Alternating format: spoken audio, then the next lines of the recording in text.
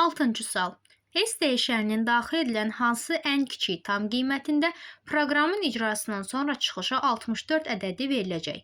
İlk növbədə gəlin 64 ədədinin çıxışa verilməsi üçün hansı əməliyyat icra olunmalıdır? Bura bir 64 ədədini qeyd edək. İndi fikirləşirik. N vur 2 bərabər 64-dürsə, n-in əvvəlki qiyməti nə olub? N-in əvvəlki qiyməti 32 olub. Həm də digər tərəfdən, əgər bu 2-nin qüvvətləri şəklində göstərilirsə, biz bilməliyik ki, 2 üstü 6 bərabərdir 64-dür. Deməli, təqdim olunmuş dövr 6 dəfə icra olunmalıdır. Bunu burada qeyd edək, 6 dəfə. Bizdən ən kiçik qiymət istədiyinə görə, bu hissədə əgər S kiçikdir 51 şərti göstərilibsə, biz burada S böyük bərabərdir 51 şərti ilə davam etməliyik ki, ən kiçik qiyməti tapaq.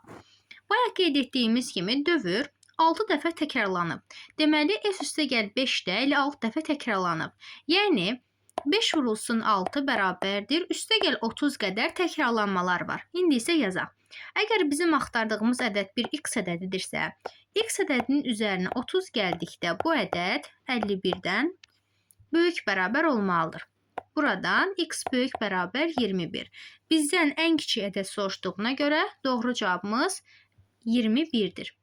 C bəndi.